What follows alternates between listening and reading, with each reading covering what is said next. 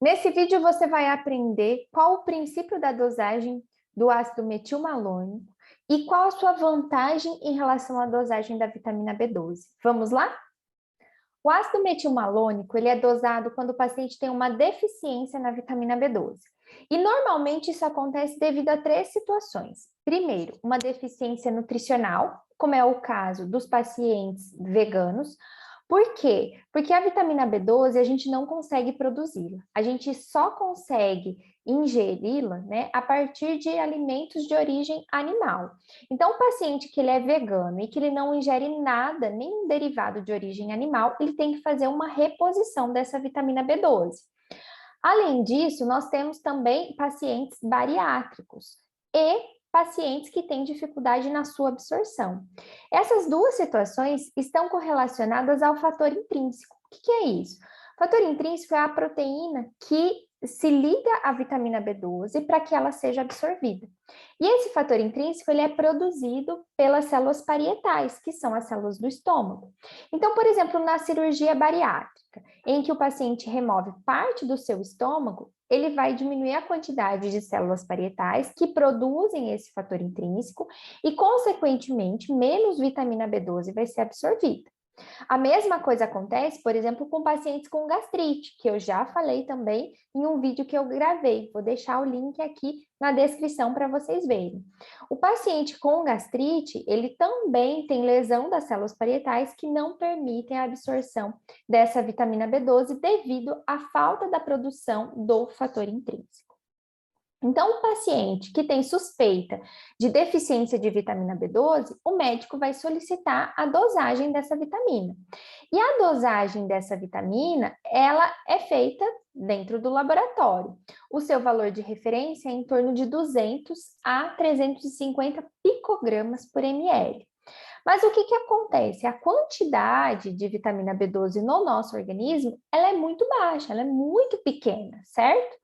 E com isso, muitas vezes dificulta a sua interpretação, ou eu tenho que ter uma diminuição muito significativa para que eu consiga identificá-la.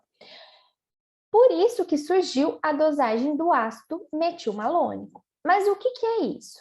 Bem, no nosso organismo, a vitamina B12, entre uma das suas atividades, né, ela transforma o metilmalonil coenzima A em succinil coenzima A. Isso mesmo. Então, quem auxilia essa transformação é a vitamina B12. Quando eu não tenho a vitamina B12, eu não tenho a produção do succinil coenzima A. E, consequentemente, eu tenho um acúmulo de metil malonil coenzima A, porque não ocorre essa reação. E esse metil malonil coenzima A, ele, quando está em grande quantidade e na ausência da vitamina B12, ele se transforma em ácido metilmalônico. Esse ácido metilmalônico, ele pode ser dosado, ou seja, quando eu tenho uma redução da vitamina B12, eu tenho um aumento do ácido metilmalônico. Por quê?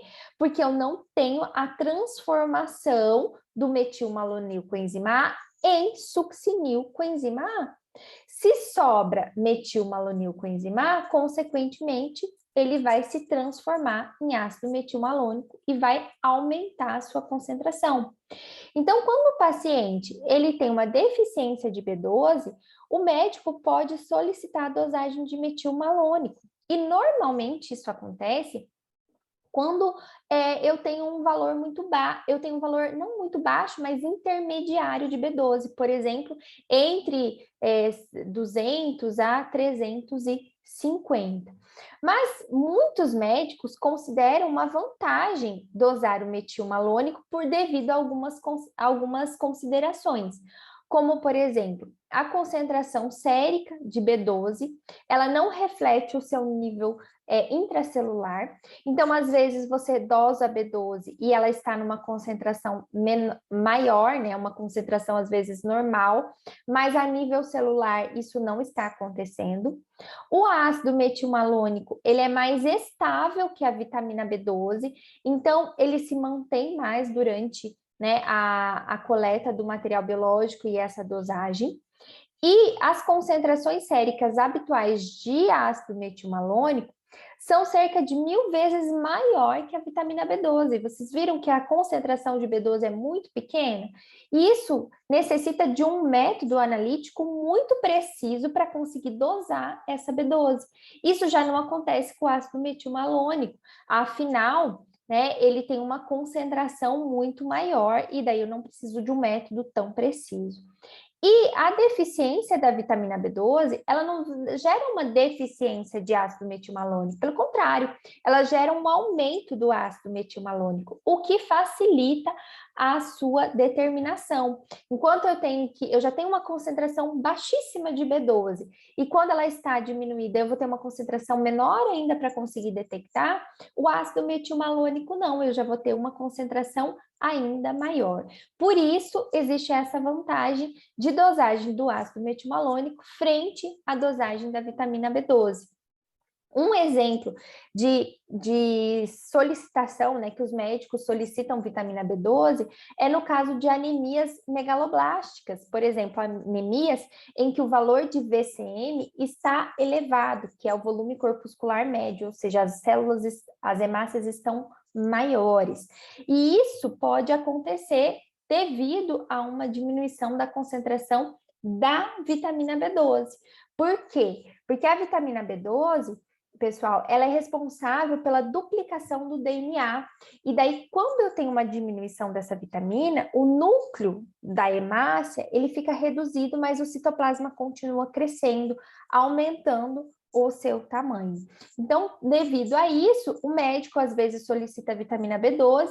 Se estiver normal ou se estiver naquele intermediário, ele pode solicitar o ácido metilmalônico para comprovar a sua suspeita clínica e, com isso, iniciar o tratamento. Espero que vocês tenham gostado desse vídeo, que tenha sido objetivo e explicativo para vocês. Se vocês gostaram, deixa o like, deixa o comentário de vocês também, para que a gente possa estar sempre compartilhando conhecimento.